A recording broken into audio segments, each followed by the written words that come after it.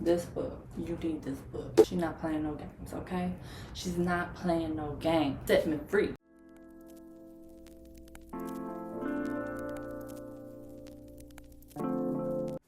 Hi, my loves. My name is Felicia Morgan, and welcome to my...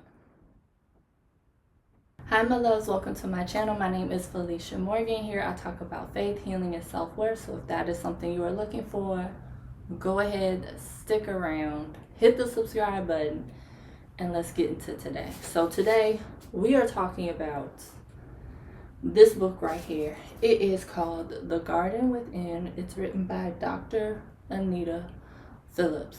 I did not know I needed this book. You might need this book if you are a sensitive person, but you've learned detachment as a coping mechanism. You might need this book if you've been taught theologically as a Christian to ignore your feelings. You might need this book if you were told that therapy means you lack faith. If you were taught that you could just believe your way out of being sad.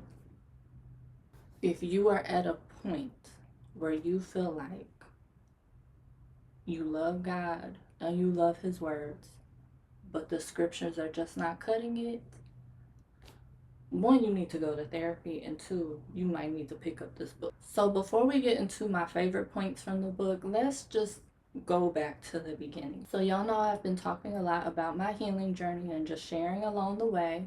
So in the beginning of my healing journey, I had to cut out a lot of clutter. I had to shuffle through a lot of the noise, and I had to get back to who is Felicia. And part of that also involved I'm not reading no more personal development books. I'm already hard on myself. I over criticize myself. And while personal development is good, sometimes you can get to a place where you're doing too much, where you're constantly looking at what is wrong with you instead of celebrating what is right with you. And so I had to cut that off. Was not looking for this book. I think it was forever it was on pre-sale, and it was just on my wish list. I had pre-sold it. I ended up doing it. Months later, when I'm not even expecting it, I got this book on the way. Child, I didn't know I needed this book. But it set me free in several ways, and I'm just going to share with you some key points. I could share with you more than 5, but we just gonna do 5 today. Number 1, do not be ashamed of your emotions. So part of the abuse that I've experienced in the past was emotional abuse, and I was told constantly to get over. I was being oversensitive, and I'm a highly sensitive person.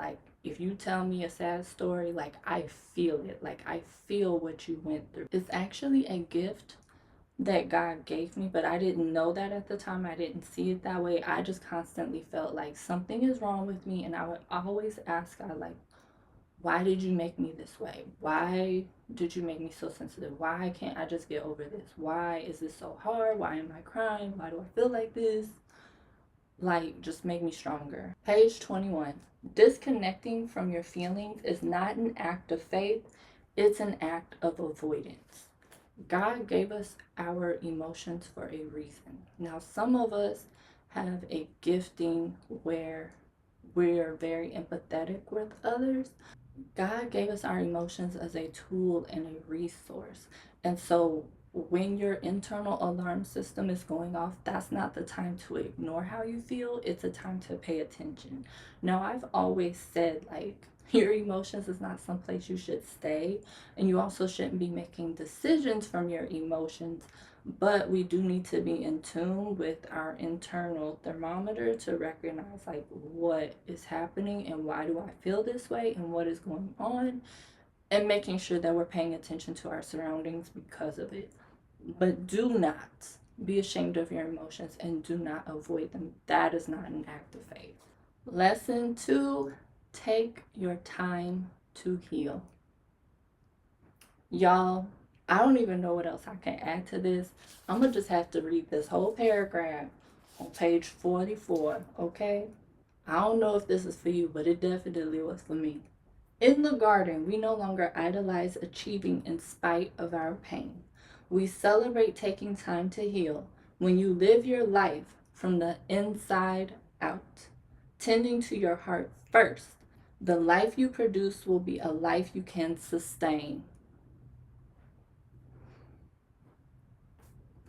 And because healthy plants strengthen the soil in return, when I nurture my relationships, live on purpose, and grow a legacy of love, I produce a life that also sustains me. That is the most powerful life of all. Y'all, when I tell y'all, she gathered me right there on page 44, I don't even know what else I can tell you. My healing journey has definitely been one that I have had to remind myself, and my friends have had to remind me over and over again, like, take your time. It is a process. It's going to be a journey. It's not an overnight thing. You didn't get hurt overnight, and you're not going to heal overnight, but take your time.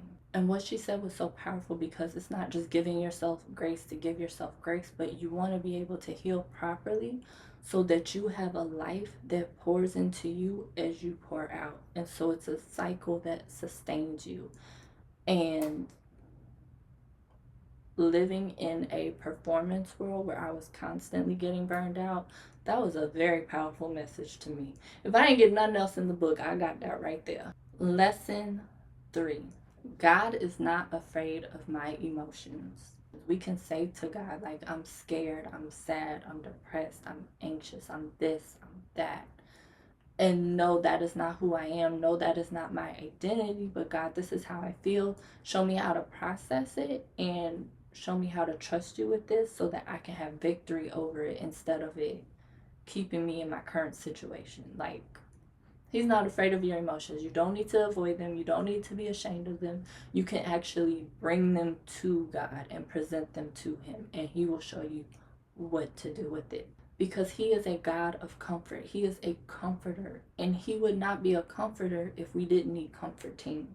So present your emotions to God, trust Him with them, and allow Him to show you how to process that and how to live your life. Lesson 4.